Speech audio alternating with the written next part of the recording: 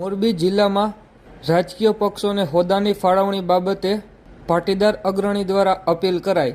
બાબતે પ્રાપ્ત માહિતી મુજબ મોરબી જિલ્લામાં વિવિધ રાજકીય પક્ષોના પ્રમુખોને મોરબીના પાટીદાર અગ્રણી અને પાટીદાર યુવા સેવા સંઘના અગ્રણી આગેવાન એવા મનોજભાઈ પનારા દ્વારા વિડીયો સંદેશ મારફતે અપીલ કરવામાં આવી છે, જેનો વિડીયો ગુરુવારે સાંજે 6 વાગ્યાથી સોશિયલ મીડિયામાં વાયરલ થયો છે.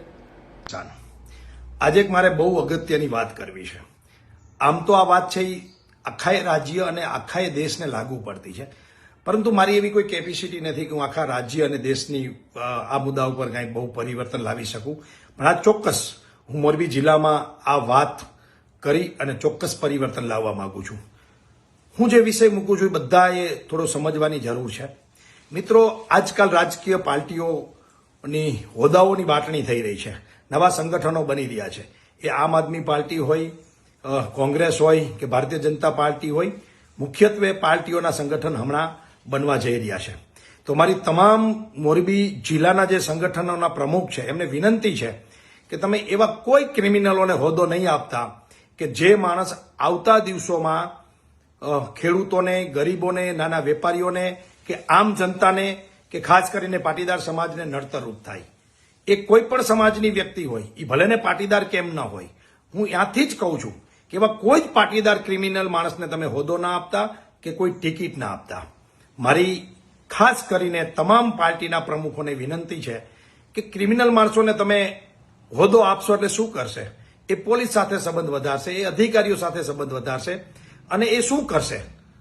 તો એ ખોટું કરશે, લોકોને દબાવશે, ધમકાવશે, પોલીસમાં સેટિંગ કરશે, અધિકારીઓને સેટિંગ કરશે, ગરીબોની જમીન પચાવશે, વ્યાજવટુ, હની ટ્રેપ, લુખ્ખાગીરી, દાદાગીરી, કબજાગીરી, સટ્ટા, આવા પ્રકારના જે દૂષણો છે એમાં ક્યાંક ને ક્યાંક પાર્ટનરશિપ કરી, રાજકીય તાકાતનો વગનો ઉપયોગ કરી અને લોકોને દબાવવા, ધમકાવવા, રંજાડવા, હેરાન કરવા, પરેશાન કરવા, આ પ્રકારનો ઉપયોગ આ પાર્ટીઓના હોદ્દાનો થવાનો છે. મિત્રો, રાજકીય પાર્ટીઓના હોદ્દા શેના માટે હતા? આ રાજકીય પાર્ટી શેના માટે હતી? લોકોના કામ કરવા માટે, લોકોના દુઃખ સુખમાં સાથ આપવા માટે, લોકોના કલ્યાણ માટે. એના બદલે આખી વ્યવસ્થા ઉલટી થઈ ગઈ. વ્યક્તિગત સ્વાર્થ, વ્યક્તિગત કલ્યાણની વાતો આવી ગઈ. ખાસ કરીને મારે ભારતીય જનતા પાર્ટીના જિલ્લા પ્રમુખ અને એના મુખ્ય હોદ્દેદારોને કહેવું છે કે મહેરબાની કરીને એક પ્રયોગ કરો મોરબી જિલ્લામાં, અને એ આખા ગુજરાતમાં પ્રયોગ થાય ને એ આખા દેશમાં પ્રયોગ થાય, અને તમામ પાર્ટીઓ આ પ્રકારનો પ્રયોગ કરે કે એક પણ ક્રિમિનલ માણસને તમે હોદ્દો નહીં આપતા. જેનો ભૂતકાળમાં ખરાબ ઇતિહાસ રહેલો છે એવા એક પણ માણસને તમે મુખ્ય હોદ્દામાં બેસાડતા નહીં. મેં જોયું છે કે આવા ક્રિમિનલો પૈડા પાથરા પોલીસ સ્ટેશન, તાલુકા પંચાયત, જિલ્લા પંચાયત, કલેક્ટર, મામલતદાર, ટીડીઓ, ડીડીઓની ઓફિસમાં પૈડા રહે છે અને સેટિંગ સિવાય કંઈ કરતા નથી. અને એવડા મોટા ક્રાઇમને સપોર્ટ કરતા હોય છે, એવા ક્રિમિનલ લોકોને નીચે સપોર્ટ કરતા હોય છે, એની નીચે આખી ટોળકી ક્રિમિનલોની ઊભી થાય છે અને એના કારણે પ્રજા ખૂબ દુઃખી થાય છે.